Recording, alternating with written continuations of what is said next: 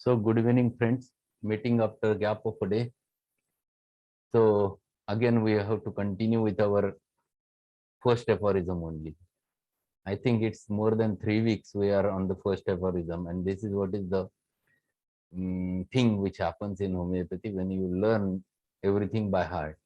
So a single sentence of the first aphorism gives you so much of aspect about the homeopathy that it revolves around the whole homeopathy in first aphorism. So we have started discussing about the chronic doctrine of chronic diseases, and while discussing the chronic diseases, we are discussing the in detail aspects about the miasms. First, we have understood the Hahnemannian concept of miasm. Before that, how Hahnemann reached to the miasm with the help of theory of chronic diseases, means those thoughts which aroused in the Hahnemann's mind, that also we have discussed. So 5 points were there, and all those 5 points are very much necessary in order to get the exact cause of the chronic diseases to the Hahnemann. And ultimately he reached to the one of the important theory, that is what is called as the suppression theory of miasms, and the suppressed skin eruptions leading to form new diseases, to which he labeled by name of sora, the suppressed suppressed gonorrhea or pig warts leading to form new diseases, to which he labeled by the name of psychosis miasm, and suppressed syphilis either in the past or family history of the patient leading to form new diseases, to which he labeled by the name of syphilitic disease. These were the causes of chronic diseases. And in last lecture, we have discussed the acute miasm also. So miasm is nothing but the dynamic noxious inimical agent which runs in families from generation together when it is related with the chronic one. But when it deals with the acute, Hahnemannian concept of understanding the acute is something rather different. He has classified in 73 aphorisms the acute diseases into 4 varieties. The first variety is individual, second is sporadic, the third is epidemic, and fourth is endemic. Out of which first two depends upon susceptibility of the human being, and that's why there only few people gets affected over there. But if Hahnemann says that whenever the acute disease develops because of some acute miasm, that means he wants to explain that cause of the miasm. Acute miasm means nothing but virus, bacteria, or parasite. It depends upon the virulence of the acute miasm. And those epidemic and endemic diseases are always caused because of the acute miasm. The terminology Hahnemann used, because he was not having any microscope at that time, but he was very clear with his logical mind that these are the diseases which are caused because of something invisible and which transmits from one person to another person. We have learned all those things in detail, in depth in last lecture.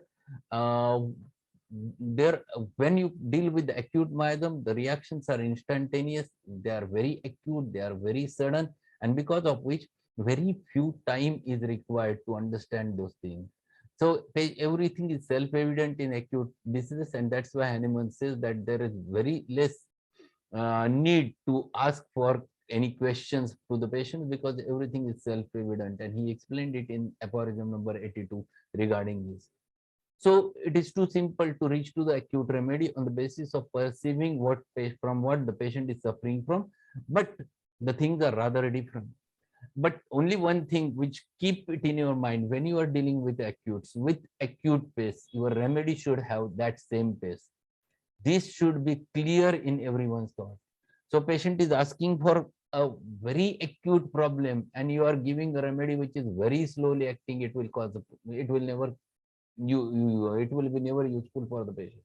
And this aspect one should bear in mind. If you are dealing with acutes, acute should be deal with acutes, and chronic should be deal with chronic. And that's why there is a differentiation between the acute miasm and chronic miasm, which Hahnemann have done. Now we have to turn towards the something else. So I will share the screen and then we'll have a session. We were there with this slide. So acute remedies, few examples I have mentioned over there: the aconite, the belladonna, the hyoscyamus, stramonium. There are many more: allium cepa, naxvomica, chamomilla. These are very acutely having acute pace, and that's why in such types of diseases these remedies plays a very vital role. So here complete the first aspect of looking towards the miasm, the acute miasm. And now we have to learn the Kentian aspect of understanding the miasm. So miasms, which already Hahnemann have discussed, has a meaning, and we used to find it out in day-to-day practice. But every time you never get the history of suppressed skin eruptions either in the past or family history, or you never get it um, over there in case of syphilis or gonorrhea, patient never gives history or you don't know regarding it also. So these are the things always happen. So very important thing is that you have to understand the miasm from the personality of that specific human being. And that aspect of understanding the miasm is the Kentian aspect of understanding the miasm. So we have to go ahead with the miasms. So we're going to learn the psoriasis, syphilis, and pseudosyphilitic tubercular miasm in this session. And also along with that, another psychosyphilitic miasm, cancer miasm, we're going to discuss over there. We'll start with the first one, the psora. Kent says that the birth of the psora is right from the birth of the human being. This was very important. When he studied the miasms, he went back to find it out from where it has started.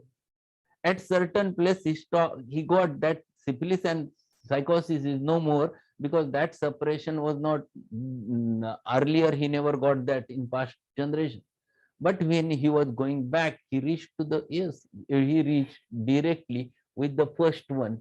That is the human. Whenever human born, by symbolic we call them by the name of Adam and Eve, and to whom the psora was present. Then Kent says there might be two possibilities.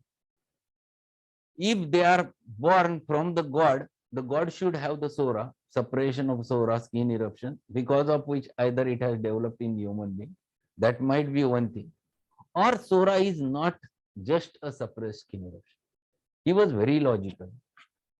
And that logic is very important because we have to understand the human being with a different aspect. Kent has studied all the facets of the mind. He explained that human mind has many more facets. And those facets made him different, and which is there right from the birth of the human being. So psora is not only the skin eruption, psora is more than that. And this is what he wants to explain over there. And what he says further is that it is right from the birth of the human being. It is in the form of some mind, some dynamic entity which is gifted to the human being. So what is gifted to the human being? If you study the mind of the human being, we classify mind and mental symptoms into following faculties. Two important things are there. There is an internal mind and external mind. Internal mind means inner conscience. Internal mind is nothing but the inner conscience. The conscience is there with each and every human being, to which we label by the different names. What is the conscience? Conscience means Satsad Vivek Buddhi. It is a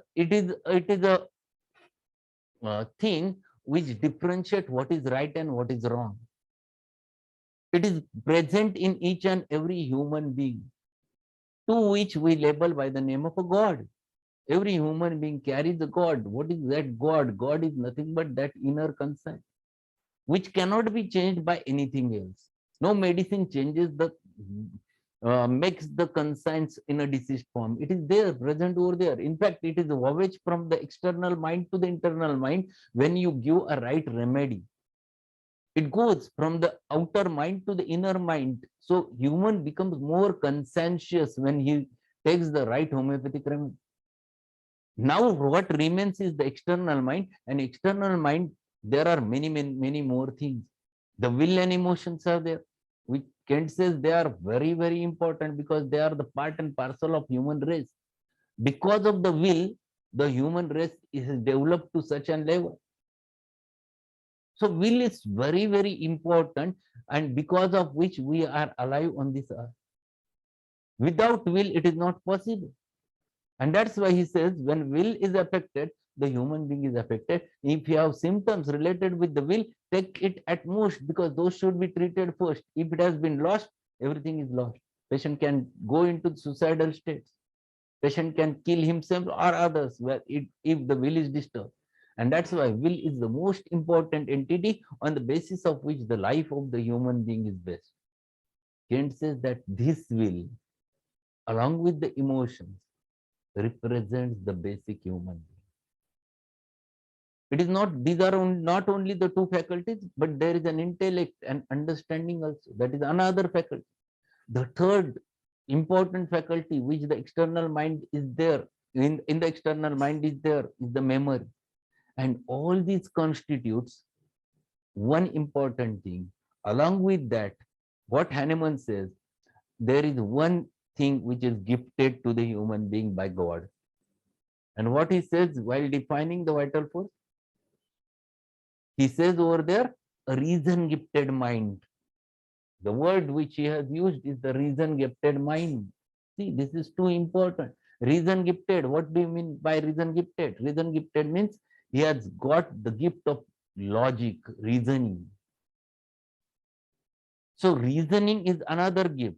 And when this was there with the human being, it produced a different identity to that human being, which other animals never, which was not there with the other animals, which was present with the human being. And that's why it differentiates human from the rest of the animals, because of which an ego develops inside the human being.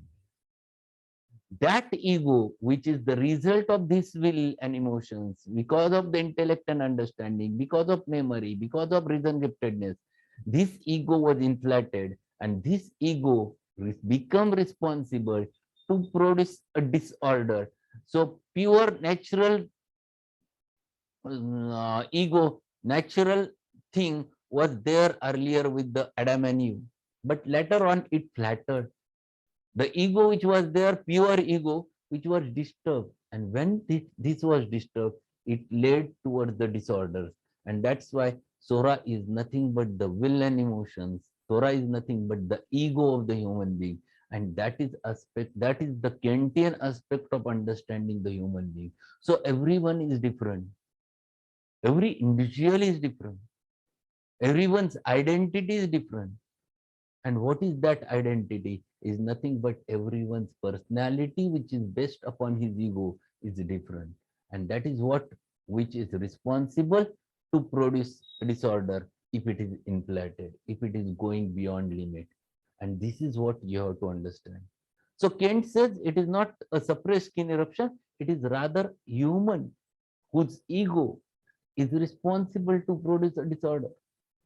There is one simple, in a single sentence, there was one story which is explained in Sufi.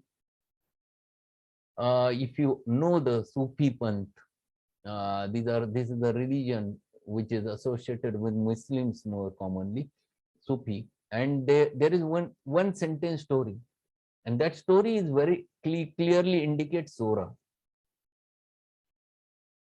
उसमें एक चीज बताई गई है कि जब भी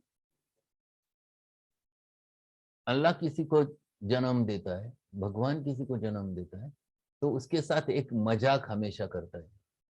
वो उसके कान में एक ही बात बताता है, मैंने तुझे और खाली तुझे अलग बनाया है, किसी को मत बताना. This is the story and this is what is the Sora. This is what is the Sora. Sora is nothing but an ego which is there. You see that ego when disturbs, what causes, what happens to you? Someone teases you, what happens with you? Your Sora gets exploded, produces acute presentation. You start fighting, you get angry, you get irritated. You become so anxious. Sora comes out because your ego got hurt. Someone teases you, someone curses you. Immediately it starts. That is what is the disease. This is what Kent says. The disease originates at the dynamic level when this sora gets disturbed. And this is what is the concept of the sora, which Kent has explained. So Kentian aspect of understanding the miasm is rather very important than the Hahnemann. Hahnemann says it is only suppressed skin eruption. Kent says it is not only. You can find it out the sora with the human being, how the person behaves. Look towards the person and find it out whether a person is soric or psychotic or syphilitic, because every miasm carries its own aspect. And sora is related with this ego. Second sentence which is mentioned over there is sora is natural. What do you mean by natural? This is too important. How the sora is natural? All the reactions in the soric persons, they are natural and according to the situation. Something action happens, then there is a reaction. This is simple way. This is natural. If no action is there, no reaction is there. But when action is there, there will be a reaction. That is very difficult. It is not fixed, it is not rigid. It is according to the situation. It is so natural. So some sudden sound comes, you react. It is so natural. So all those reactions are the result because you carry your sora, your ego, your emotions, your intellect, your understanding, your memory, your logic, and all those things brings you one identity, and accordingly your reaction develops. And those reactions are very, very, very natural reactions. Once you are in natural plane, you remains in a state of health. But when this sora is disturbed, then it creates a problem. And that's why till everything is going on in a plain manner, normal manner, it remains in a natural state, and you are going to find it out all natural reactions in the human being. There is one more sentence. This sentence I have put early. I will explain it later on. Is human born with clothes? This is too important because I want to explain something which is very important related to the rest of the miasms. Just think over it. If you get the answer, we'll discuss later on. But he is born with the mind and logic. This is very important. Every person, whenever takes the birth, he takes the birth with mind and logic. Because of mind and logic, this Adam and Eve later on turn towards the whose ego gets implanted. They consider they are different than the rest of the animals. And these primitive human beings started feeling that there is something, we are different than others. There are genital organs, we should try to hide them. See, these are natural things which have developed. Because of which gradually the development of clothes happened over here. It was the result of the shame which developed in the human mind. In fact, before that, he was behaving like a rest of the animal. He was remaining in a natural state like other animals. Whenever he gets an instinct of the sex, he used to do. That was very typical and so natural. But it changed the thing because his ego has developed something different. His ego have developed few important things. He started feeling little bit different. Then he started feeling shame. Then they over something. It was made up of some leaves of the plants, and later on they tried to sew it. Thereafter, the concept of clothes came. Gradually, it has developed, and now it is completely different. What we wore are the different clothes, but it was since long time, and it is the result of the human ego. That was the responsible thing. Let us see why I am telling you, because Robert has given very clear aspect. Because of using of the clothes, the attraction got increased. This is too important to understand. When a person was remaining In the natural state, there was not too much attraction between the males and females. It happens you occasionally. But clothes, because of clothes, two things happen. Desires never get fulfilled because there was an obstruction in the field. Second important thing, that obstruction itself is a colorful, which attracts the next person's mind. So automatically the attraction was increased. Desires, sexual desire is increased because of that. Desire to look towards the other sex was increased because it is attractive. You see how much importance of fashions, colors, textures, types. There are many things when you go on purchasing the clothes. Why do you purchase it? And why you spend so much of time? You feel that you should remain attractive. But attraction is increased. But what has happened? The desires which was earlier simple relationship was there between males and females. There was an obstruction, a barrier developed because of clothes. And what has happened? If the desires not getting satisfied, naturally a perversion develops. See, this is too important to understand. This is the reason how a perversion led the Sora to develop the psychosis and syphilis. This is the answer of it. So naturally, whenever you never get what you desire, you go into a state of perversions. And so, soric simple male-female relationship got perverted, which was earlier prior to that, and it was perverted. And what has happened? Birth of syphilis and psychosis happened through the perverted relationships. The relationship between male and male, the female and female, the human with animals, masturbations, all those things were responsible to bring back, to bring into the human being the miasms, the creatures which were not of a human origin, they were of an animal origin. The Treponema pallidum in case of syphilis or Neisseria gonorrhoeae or in case of psychosis, both the bacteria were of animal origin, but they enter into the perverted soric state, and because of which the human being got affected with the psychosis and syphilis, and ultimately he captured those miasms, and because of which it is called that Sora is mother of all miasms.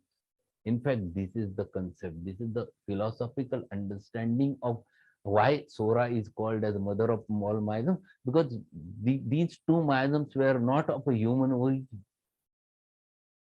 The perverted Sora brought these two miasms into the human life. And this is too important to understand. So these are the things one must understand why Sora is called as mother of all miasms. We just mug it up. But there is a big thing which has been explained over there in the philosophy. Now we'll learn Sora. The first word whenever Sora comes is the struggle. Struggle to achieve something, struggle to go for something, struggle for the actions and reactions. There is always a struggle. Whatever action happens, you react. You react and you struggle to achieve something. The struggle is the basic word with which Sora is born. And they always fight to achieve something. They always want something. They are very ambitious personality. They want many things. And they want many things. In order to get, they struggle a lot. It is not like psychotic. They never put others down and come up. That is psychotic. Whenever Sora wants to achieve something, he struggles for that. He is pure. He is clear. He is trustworthy. And that's why he is industrious. He works for that. So Soric personality, whenever you get very clear-cut understanding of that human being. You can find it out, the struggle of that human being to achieve something, and all those things plays very vital role. In case of Sora, another important word which comes close is the hyper reaction. Their reactions are very hyper because as the action happens, they immediately react. Reaction is very according to the situation, but it is instantaneous. Some exciting cause happens, they immediately gets excited. The emotions, they comes out with lot of emotions, and little bit thing excites them. Either they becomes too happy, either they becomes too weepy, either they becomes too sad, either they becomes too anxious, whatever it may. The fears are many more with the Soric personalities because the reactions are instantaneous, which happens over there because of some exciting causes. Exciting cause always stimulates the latent Sora and to bring back all those things. So Soric personality is not a dull personality. Whenever a Soric person is there, if you put a question, you'll get a proper answer. When Sora talks to you, he explains all those things. He tries to explain each and everything in detail because that Sora is an intelligent personality. They are quite intelligent. They are quite logical. They are quite theorizing person. And that's why they answers according to it. So whenever a person is sitting in front of you, you put a question and you get proper answers with the Soric personality. So reactions are instantaneous. There is simple reaction in case of Sora. The action versus reaction, antigen versus antibody. So simple. Many times it has been said that Sora is functional in origin. And it has been wrongly interpreted by homeopathic teachers and homeopathic fraternity. It means that it doesn't have a pathology. This is wrong. It carries the pathology, but that pathology is simple pathology. It is an inflammatory pathology. Acute inflammation is the basic result of the Sora. Sora leads towards the acute inflammation. So if antigen enters inside the throat, immediately the tonsils gets inflamed, they become congested, they become red, they are severely painful, they show associated with a lot of heat. That is very typical acute inflammatory reaction against an antigen which develops over there is the product of Sora, because of which it has developed. So acute explosion of the latent Sora, which you can find it out over there. And this is too typical of the Soric miasm. So all acute inflammatory reactions, whether it is acute appendicitis, acute pharyngitis, acute tonsillitis, acute pneumonia, whatever it may be, all things are the product of the Sora. So this one must understand. It doesn't mean it never carries pathology. The pathology is acute pathology. The pathology is reversible pathology. There are no complexes are there. It is reversible. If you give a right stimulus, it is reversible. And this one must understand. And when you deal with the patient, with the help of just looking towards the pathology, you can differentiate whether it is Soric, psychotic, syphilitic, or cancerous or tubercular. You can differentiate those pathologies once you understand this aspect of miasm. Inadequate capacity to face the stress, and that's why the excessive reaction develops. That is the Sora. The Sora feels that his reactions are not sufficient to fight with the situation. They reacts back, and because of which their reactions, hyper reactions, produces acute inflammatory states in Soric personality. So they are always on the move. They feel that in future they might become poor. There is always one simple rubric: fear, poverty, opinion. You will get the soranum as well as the sulfur over there, and that is only because that thought is always there. They are always thinking. The thinking process is very much marked with the Soric personality. Logic is very much marked with the Soric personality. And they always think. They are little bit avarice also. Avarice means greedy. They want many things. The desires and aversions, it is not fixed. They want all the things. You get many desires in Soric personality. and many aversions in Zodiac personality. It is not rigid, fixed like a psychotic. It is very many desires, many aversions are there. So when you learn Sura, with stress, you can find the active reaction. Without stress, the latent Sura. And this is very typical with the Sura. Whenever the person is in stress, you'll get active reaction from the Soric personality. They react and act. That is more important. And when there is no stress, they enjoy their life. And at that time, their Sora is hidden in a latent phase and they never expresses it. So this is partly we have understood the what is Sora from Kentian point of view. I think tomorrow's session we have to spend with the Sora only, because when you learn this Sora by heart, then you will never forget. You will start finding it out the Soric personalities around you, and this way you have to learn the Miasms. Then it becomes quite easy. When you look towards the patient and take the case, you are at the end, you are ready with your Miasms. And once you are ready with your Miasms, you are ready with the right remedy. This is too important. Why miasms are important? Miasms gives you a right aspect of treating the patient. And that's why it is too important to understand the miasm. So I stop sharing this thing. Tomorrow we have to continue with it, and we'll have a chat. Any question to we can have any query, any question, anything. Sir, a few days back you were talking about from Boric Matinia Medica regarding compare and complete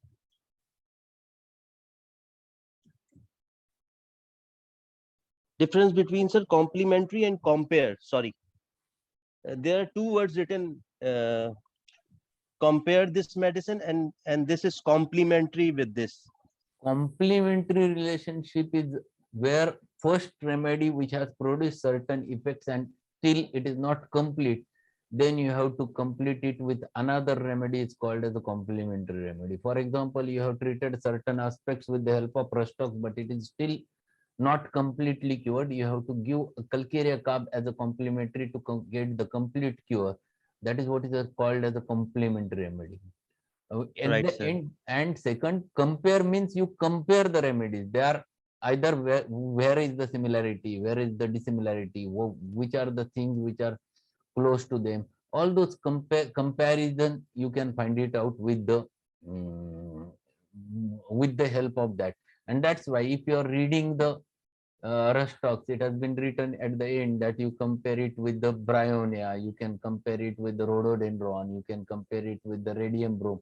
This should be so that if you compare, your materia medica becomes very clear. Comparison always gives you a clear-cut idea about the remedy, and that's why whenever you are learning, always learn with comparison. If you are learning the Sina, you learn the chamomilla, you will never forget. If you are learning lycopodium at the same time, you learn the lachesis, you will never forget the remedy. This comparisons makes it clear because analysis always develops clear with the help of comparisons. And that's why it has mentioned over there. Right, sir. Thank you, sir. Okay. Some more question I have, but I will ask you tomorrow, sir. Okay. Karuna has Right, not asked something. She has asked, is it given in same potency as previous? It depends upon situation. If you are giving complementary remedy, it depends. It depends upon that case, that constitution of the person, the miasmatic background. Then you have to understand the susceptibility or judge the susceptibility. Accordingly, you have to think. It is not fixed. If you have given belladonna 1 m and you have to give calcarea 1 m, it is not like that. It depends. So it is not fixed. You should not be very rigid with the potencies. Okay, anything else? So today we'll conclude the session. Before that, thank you for all participants. And second important thing, that those who have not yet joined our Divine School should join Divine School. So now we're going to increase the activities. Yes, Rutuja, what is your question? We have only 1 minute in hand. Okay. So as you said, in the case of Rustox, if it does not complete the cure, and we have to give Calcarea as the complementary remedy, then sir, do we have to match the constitution here, or without constitution we can directly prescribe Calcarea? एक काम करते का मला जरा ऐकायला clear आलं नाही तू काय बोलली ते. तू थोडंसं क्वेश्चन टाईप कर किंवा उद्याच्या सेशनला विचार, म्हणजे देन विल हॅव आता येतोय आवाज सर? हा आता येतो, बोल. सर आपण आधी रस्टॉक्स दिला हा. आणि तर म्हणजे त्या पेशंटला कल्केरिया द्यायचा असेल, प्रिस्क्राईब करायचं असेल, हा. तर कल्केरियाचं कॉन्स्टिट्यूशन हवंच असतं की आपण डिरेक्टली देऊ शकतो? नाही नाही, आधी म्हणजे कल्केरिया पेशंटची रेमेडी आहे का, कल्केरिया दाखवती का स्टेट, महत्वाचं आहे. असं डायरेक्ट कल्केरिया द्यायचंच असं नाही. म्हणून म्हटलं डायनॅमिक शिकताना कुठली गोष्ट फिक्स करून शिकायची नाही. यू हॅव टू कॉम्प्लिमेंटरी पण हे पाहायला लागणार ना हा, कॉन्स्टिट्यूशन? कॉम्प्लिमेंटरी आहे, दॅट गिव्स यू कॉन्फिडन्स. अरे कल्केरिया इज कॉम्प्लिमेंटरी.